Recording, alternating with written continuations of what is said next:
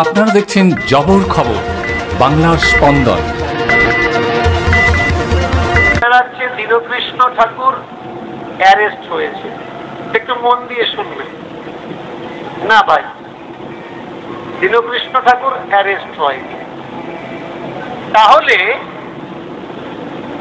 যেটা দেখছেন বা যেটা দেখানো হচ্ছে, এটা কি? এটা পরিকল্পিত একটা পরিকল্পনা। সেটা কি আপনাদের কাছে আমি পরিষ্কার করে দিই।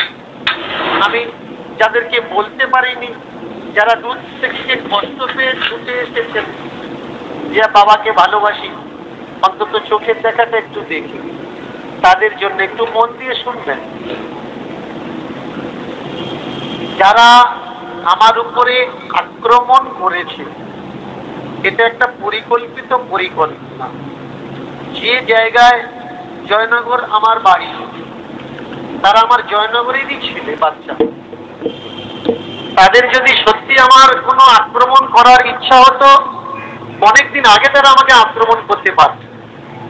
তারা আক্রমণ করেনি। তো ওই বাচ্চাগুলো অনেকে তাদেরকে অভিশাপ দিচ্ছে যে তোমাদের দীনকৃষ্ণ ঠাকুরের প্রতি এরকম করা উচিত হয়নি। ভুলগুলো ওই বাচ্চাদের না, ভুলগুলো কাদের? যারা ওই বাচ্চাদের মাথাগুলো খেয়েছে। ওই বাচ্চাগুলো কাদের বাচ্চা? ওই বাচ্চাগুলো আমাদের বাচ্চা, আমাদের ঘরের বাচ্চা। ওরা কোনো চাঁদ, নক্ষত্র, গ্রহ, তারা, সূর্য দেখতে ওরা আসেনি, আমাদের সংসার থেকেই ওরা এসছে, আমাদের ছেলে মেয়ে। এবার ভুল বোঝার কারণ কেন? ভুল বোঝার কারণ হচ্ছে কিছু মানুষ থাকে, তারা অন্যের প্রতি ডিপেন্ডেন্ট, নির্ভরশীল। যেমন স্বর্ণলতা গাছ দেখবেন, ওর নিজের কোনো শিকড় নেই। হলুদ এক পদের গাছ হয় না, গাছের উপরে সোজা বাংলা ভাষায় তাকে পরভোজী বলা হয়। তো ঠিক আমাদের সমাজে পরভোজী কিছু মানুষ গ্রাস করেছে 3% মানুষ 97%-এর উপরে। তেমনি যারা দূর দূর থেকে ছুটে এসছেন, আপনাদের প্রত্যেককেই আমি বলবো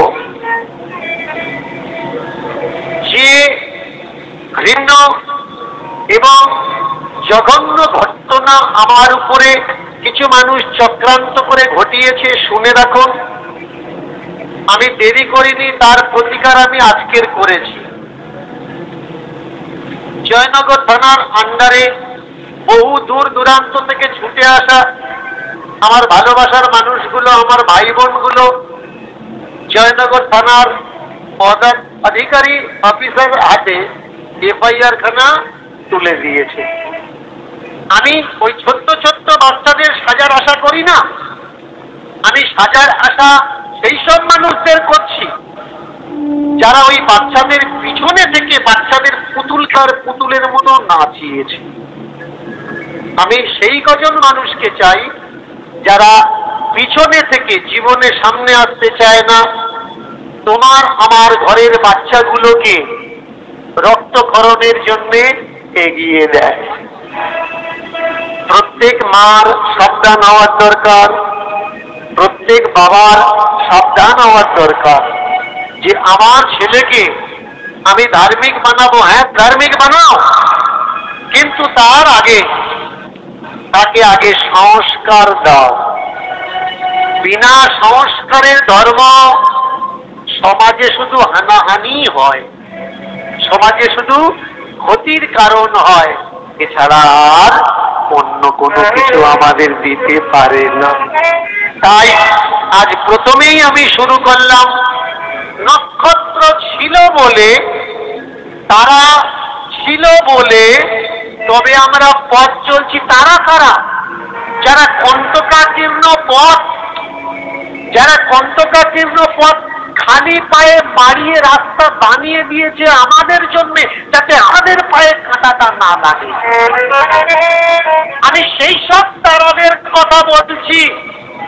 আপনারা অনেকে ভাবছেন দীনকৃষ্ণ ঠাকুরের অপমান হয়েছে। না ভাই, দীনকৃষ্ণ ঠাকুরের অপমান হয়নি, অপমান হয়েছে সভ্য সমাজের, অপমান হয়েছে সঠিক বিচারে, অপমান হয়েছে আশাবাদীর আশা, অপমান হয়েছে সত্যের।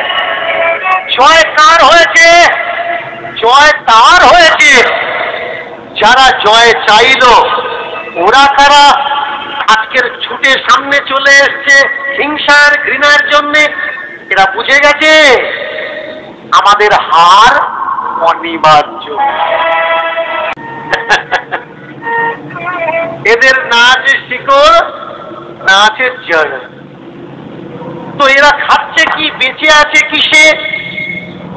এদের খাবার দাবার হলো আমরা যেটা সঞ্চয় করছি। যেমন একটা গাছ মাটির নিচের থেকে রস নির্যাস টেনে পাতাতে রান্না করে আর নিচে শক্তি বৃদ্ধি করে, কিন্তু স্বর্ণলতা যদি সেই গাছের উপরে থাকে, শিকড় থেকে খাবার তো সে সঞ্চয় করে, কিন্তু ওই খাবারের অধিকার তার উপরে থাকে না।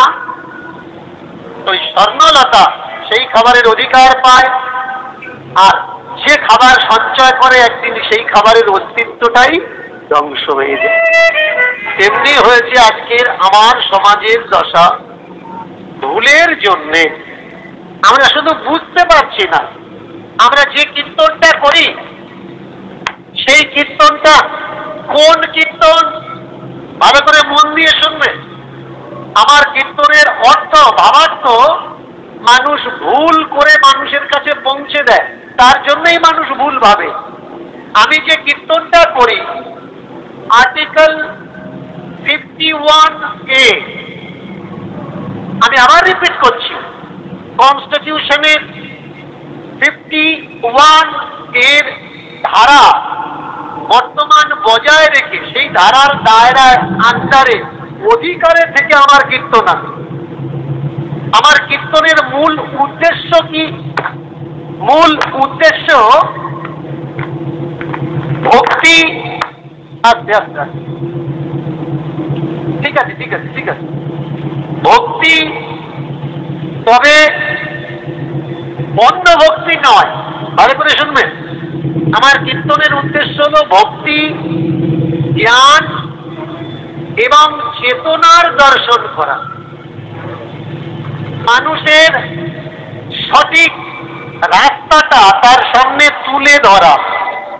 যারা বলতে চাচ্ছে অন্ধবিশ্বাস আমাদের কাছে ভালো, তাদের জন্য আমার কীর্তনটা নয়। জয়নগরে এই প্রথম সরকার অনুমোদিত 100 শয্যা বিশিষ্ট নার্সিংহোম স্পন্দন মেটার্নিটি এন্ড নার্সিংহোম। এখানে 24 ঘন্টা আইসিসিউ, এনআইসিউ, ডায়ালিসিস ও সকল প্রকার মাইক্রোসার্জারি, ইউরোসার্জারি সহ অত্যাধুনিক সিয়ামযুক্ত মডিউলার অপারেশন থিয়েটারে স্পাইন, ব্রেন ও অর্থোপেডিক রিপ্লেসমেন্ট সার্জারির সুব্যবস্থা আছে। এখানে সম্পূর্ণ বিনা ব্যয়ে Swasthyasathi, West Bengal health scheme ও অন্যান্য মেডিক্লেমের চিকিৎসা অপারেশনের সুবিধা পাবেন। Spandan maternity and nursing home, NABH accredited hospital, Thana cross road, Joynagar, Majilpur, Dakshin 24 Pargana. যোগাযোগ 0321822850 ও 9732607328 এবং 9647346036।